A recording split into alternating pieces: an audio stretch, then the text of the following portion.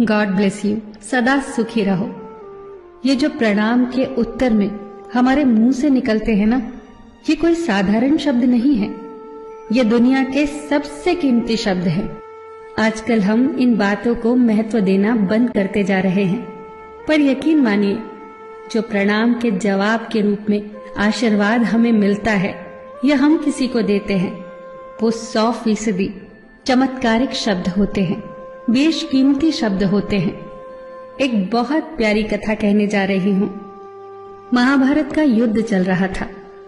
एक दिन दुर्योधन के व्यंग से आहत होकर भीष्म पितामह यह घोषणा कर देते हैं कि मैं कल पांडवों का वध कर दूंगा। इस घोषणा का पता जैसे ही पांडवों को चलता है तो उनके शिविर में बेचैनी बढ़ जाती है। सभी को भीष्म पितामह की क्षमताओं के बारे में पता था, इसीलिए सभी अनिष्ट की आशंका से परेशान हो जाते हैं। तभी श्री कृष्ण द्रौपदी से कहते हैं, तुम अभी मेरे साथ चलो।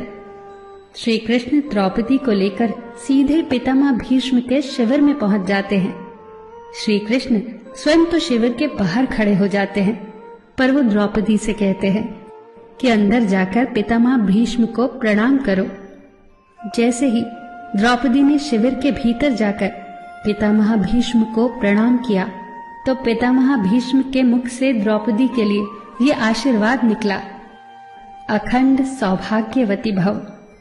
जैसे ही ये आशीर्वाद उनके मुख से निकला, उसी क्षण उन्हें स्मरण हो आया कि आज ही तो उन्होंने पांडवों के वध की घोषणा की थी और स्वयं ही उन्होंने द्रौपदी को अखंड सौभाग्यवती रहने का आशीर्वाद दे दिया।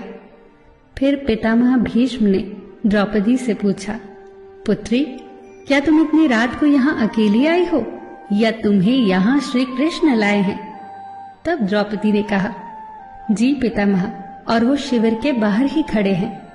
शिविर से बाहर निकलकर दोनों ने एक दूसरे को प्रणाम किया और पितामह भीष्म ने कहा, मेरे एक वचन को मेरे ही दूसरे वचन से काटने का काम केवल कृष्ण ही कर सकते हैं।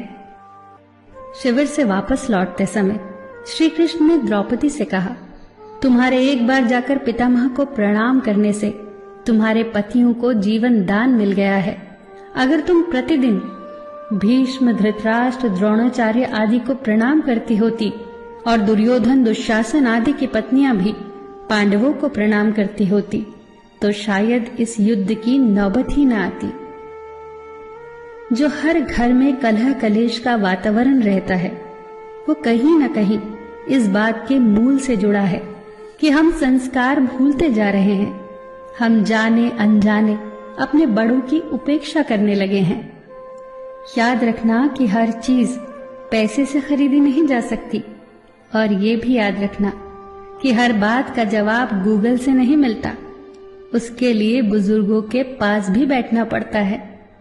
शरीर की खुराक के साथ साथ हमारी आत्मा को भी खुराक चाहिए, जो संस्कारों से हमें मिलती है। हम भूलते जा रहे हैं आशीर्वाद के महत्व को। आशीर्वाद एक कवच की तरह होता है जो हर बाधा से हमारी रक्षा करता है। कितनी सुंदर बात कही है किसी ने।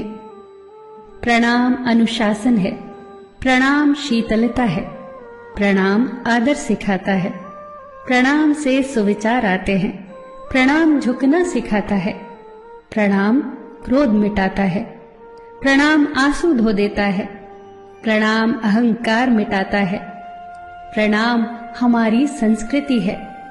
आप सभी को मेरा सादर प्रणाम।